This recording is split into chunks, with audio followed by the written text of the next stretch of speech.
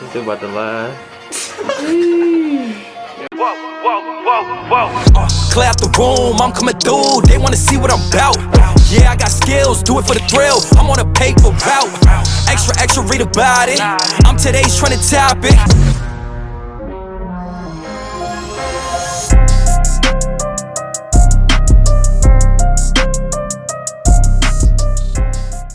What is good, YouTube? So to start off this haircut, we're gonna go ahead and dampen up his hair. So that's what I'm doing right here. So you'll see me spray and just comb through. I don't want to soak his hair, but I want to get it, you know, pretty damp, so that way it's easy to maneuver. And now we're gonna go ahead and create 3 sections: one on the left side of his head, one in the middle of his head, and then one on the right side of his head. And you want to make sure that these sections are as clean as you can possibly get them. So that's why I'm paying so much attention to detail right here when I'm parting his hair. And now to start off this trim, we're going to go ahead and lift up that middle section. And we're only going to be taking off about 1/4 inch here, since he gets his hair cut pretty frequently. And we're going to go ahead and follow that 1/4 inch all the way back until we get to the end of that section.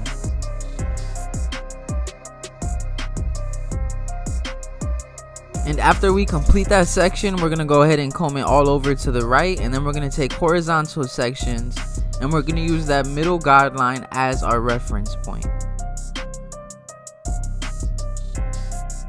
And we're just going to be real consistent here, making sure that we're lifting up, you know, nice clean sections to ensure that we have a nice and even trim.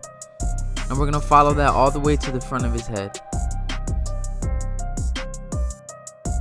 And I've been seeing a lot of comments asking for shear work videos, and family, if I'm being honest with y'all, I don't have a lot of shear work clients as far as like where they get, you know, shears all the way around the head. But if I do get one, best guarantee that I'm gonna put it on video. But this is about as close as you guys are gonna get. Maybe a little bit longer hairstyles, but I don't really have a lot of clients that get shear work all the way around the head. But to get into the other side, I went ahead and combed it all over to his left. And now we're still going to use that middle section as our reference point, but we're just going to cut everything on the left side of his head to that length as well. And we're going to do the same thing as we did with the other section, so you can see the unevenness there. And we're just going to go ahead and even all that out. And I found that this is the easy and most simplest way to get a nice even trim and still stay very organized.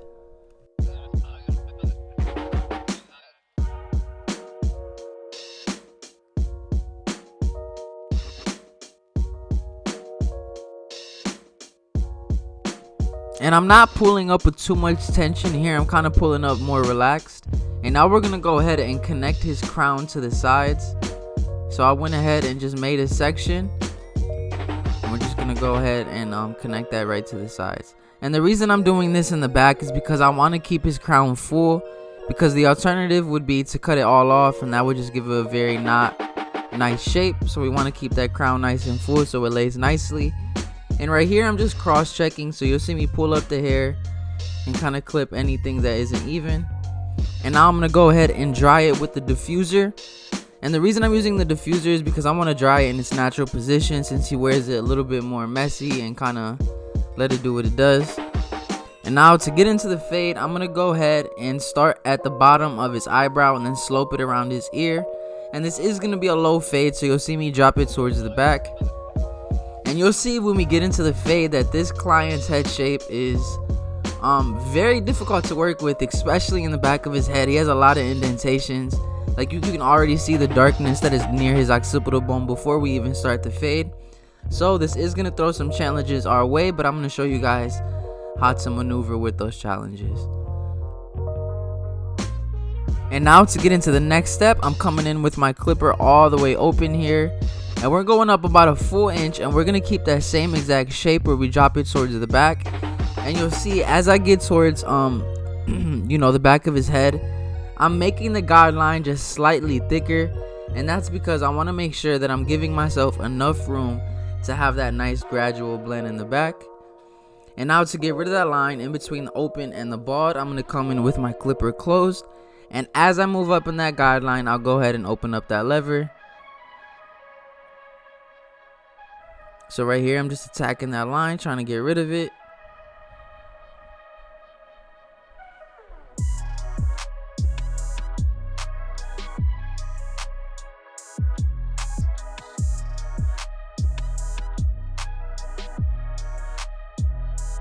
And the transition from the bald into the open is a very important step in the blend because it's like the foundation of it. And now to go ahead and get rid of that line a little bit more, I'm coming in with the corner of my trimmer and just tapping at that line. And now to follow up that open, I'm going to come in with my 1 guard all the way open. And again, we're going up about a full inch here. Still keeping that same shape where we drop it towards the back. And we're just staying real consistent here. We're making sure that all our steps are the same, so that way we have a nice gradual blend. And you can see as I'm even setting in this guideline that his head shape is creating so many different shades, you know, just of hair, just based on the indentations of his head. But now we're gonna go ahead and go straight to our 2 guard open. And we're not really trying to create a line here. We're trying to blend into that length that he has on the top and the sides as best as possible, but we will need to go back and clean that up just a little bit. But we're not necessarily trying to make a line here, we're just debulking.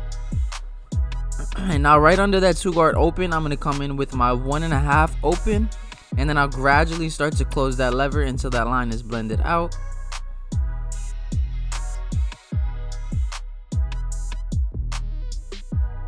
And now to go ahead and attack this last line, I'm going to come in with my 1/2 guard all the way open.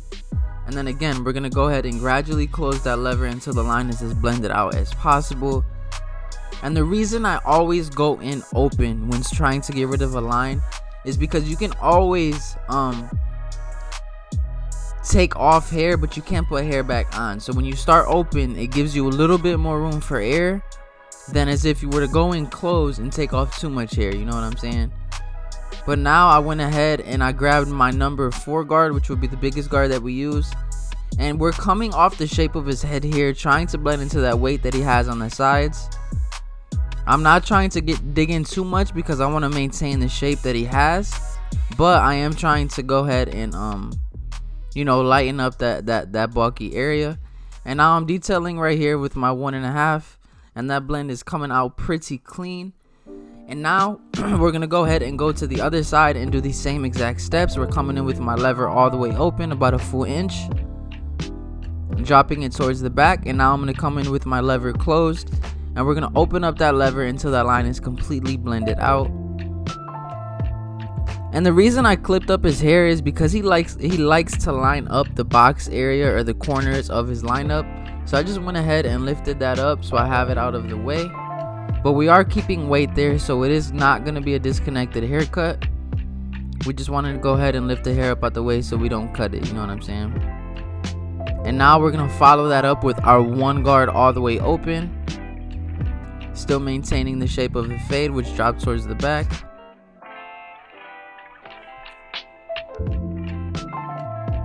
And again, this is our 2 guard open, and we're not making a line here. We're trying to blend into that weight on the sides as best as possible. So it's going to naturally create a line, but you're not trying to make that line harsh. You want to make it as soft as possible. And now right under that 2 guard, we're going to come in with our 1.5 open, and then we're gradually going to go ahead and close that lever. And the fading system is very repetitive, but it is just a matter of time. The more you do it, the better you will get at it. So we set in all our guidelines open, and then we go open to close to go ahead and get rid of all the lines. And now to get rid of the last line, like I just said, we went in with our 1/2 guard open, and then we went ahead and closed up that lever. And you can see how it slowly starts to come together. And honestly, that's the art of why I love cutting hair. You get to see the process of a haircut from start to finish, you know what I'm saying? That's why I love it. You could really transform people's image and their attitude and perspective on life, even if it's only for a couple days, couple weeks. But you have the power to do that through a haircut, and I find that so amazing. And right here, that's our 4 guard. And we're not creating a line there. Remember, we're just trying to blend into that weight that he has. And then I came back to my 2 guard open, and I'm just attacking that dark spot that I see right there.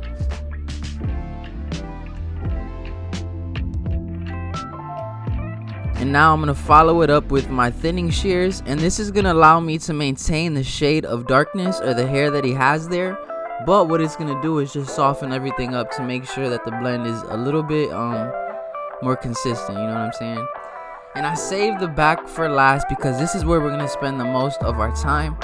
So I'm coming in open. We're still going to attack the back as the same as we did as the sides, but the only difference is the attention to detail that we're going to put back here. So I'm going in open, and then I'm taking out that line with the clipper closed, and then gradually opening up that lever. And the reason I chose this client for this video is because I also wanted to show you guys that not every client's head shape is perfect. You're gonna have to learn how to work with what you got and make the best out of it, you know what I'm saying? But you can already see the differences in shade created from his indentations. So it's gonna be a lot of detail and corner work, but this is our 1 guard open. And then right above that, this is our 2 guard all the way open. And remember, we're coming off the shape of his head because we want to maintain that weight in the crown area. And now we're coming in with our 1.5, staying real consistent, real patient, still sticking to the same process that we have set in place.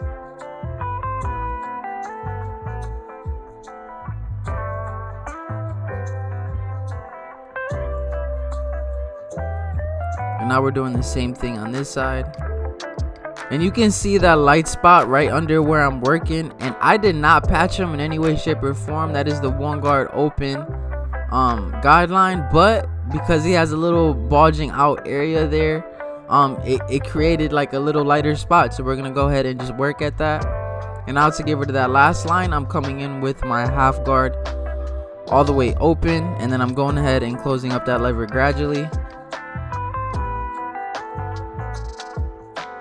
And a higher fade would definitely be easier on this client, but just because something is easier doesn't mean that is what you should recommend as a style for the client, you know what I'm saying? Do not be lazy. You want to make sure that you're providing the client with the best possible haircut that suits them. And if I did a higher fade with the style that he has on top, it wouldn't look bad, you know what I'm saying? But I feel like maintaining that weight that he has in the crown area just gives it a more balanced look. And now to go ahead and bring the blend together a little bit more, I'm doing some clipper over comb action here, just trying to get rid of dark areas. And you can see how that blend came together the more that we detail it. And I'm going in with the comb and I'm flaring out just slightly, and then any hair sticking out of the comb we're gonna go ahead and get rid of. And now we're gonna follow it up with our thinning shears to go ahead and soften everything up.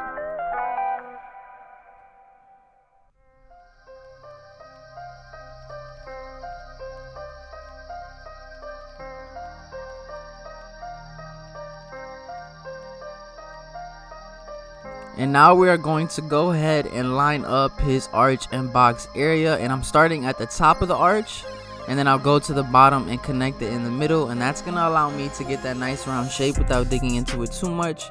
And then I'm gonna clean up that corner just a little, but you can see how the line just brings the fade out a lot. But my man came in looking lost, but now he has found family. If you found this video helpful in any way, shape, or form, make sure you drop a comment down below and let me know what you thought. And as well, while you're at it, follow me on IG. Make sure you hit that like and subscribe button. And again, I just want to thank you for watching this video. I will catch y'all next time.